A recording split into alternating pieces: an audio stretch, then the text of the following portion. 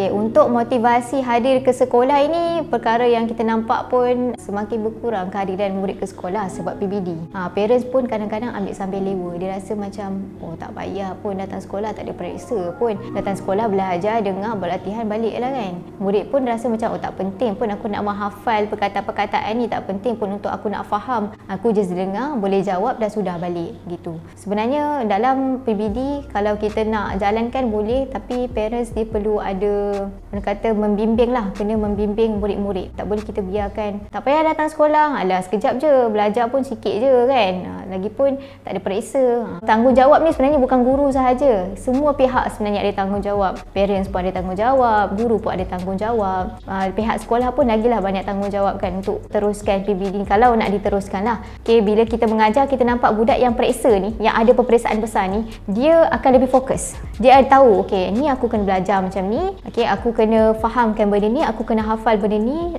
sebab aku dah nak periksa. Tapi kalau tak ada periksa, dengar je lah. Dengar gitu, tulis, dah habis.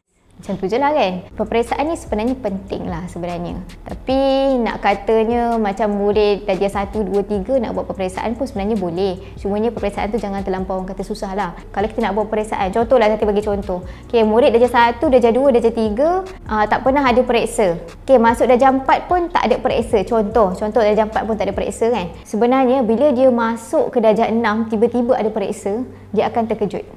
Sebab dia tak tahu macam mana nak jawab soalan. Soalan ni banyak. Okey, ada banyak jenis soalan yang tulis. Okey, ada jenis soalan yang bulat-bulat. Bulat-bulat pun kita kena ajar sebenarnya. Sebab ada setengah bulat kan, bulat 2. Padahal dia nak satu je kan bulat. Dia bulat lah 2-2. Dia rasa, oh 2-2 betul kot, 2-2 bulat.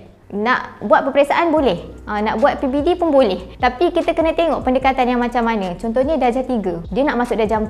Okey, kita kena ajar daripada darjah 4 macam mana nak jawab periksa. Bentuk soalan dia macam ni, kena jawab macam mana, kena garis ke, kena buat apa ke, kena ajar. Kalau tidak, dia pun tengok soalan termenung je. Ni sejujurnya lah, Zati jaga periksa, jadi tengok banyak kosong. Banyak kosong. Sebab PKP, bila berlaku PBD, banyak yang mengganggu sebenarnya. Murid tu bila tak di-expose dengan soalan-soalan, dia tengok soalan pun dia tanya, Ustazah ni macam mana soalan ni nak jawab? Ustazah ni nak garis ke, nak apa ke, nak itu ke? Dia tak faham. Kadang-kadang dia boleh jawab soalan tu, tapi dia tak faham soalan.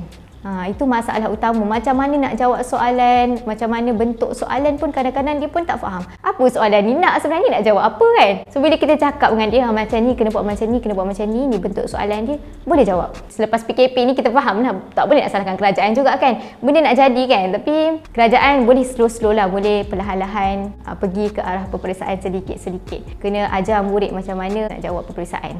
Kenalkan murid dengan bentuk-bentuk soalan. Kalau kita nak buat PBD, macam mana cara kita nak buat PBD? Bukan secara tik-tik guru bagi markah saja gitu, tak boleh. Kena ada peraturan dia, cara-cara dia, pemarkahan dia macam mana, dari sudut apa yang kita nak tengok. Sebenarnya tak adalah nak salahkan PBD tau, tapi masalah macam mana kita nak menyelesaikan masalah PBD itu sendiri. Macam mana guru nak bagi markah kepada PBD tu yang kita kena selesaikan. Dan macam mana kita nak bagi motivasi kepada murid untuk sentiasa datang sekolah. Sebab murid bila dia tak ada periksa, dia macam tak payah datang sekolah, tak ada periksa. Dia pun tak ada nak fokus apa kan.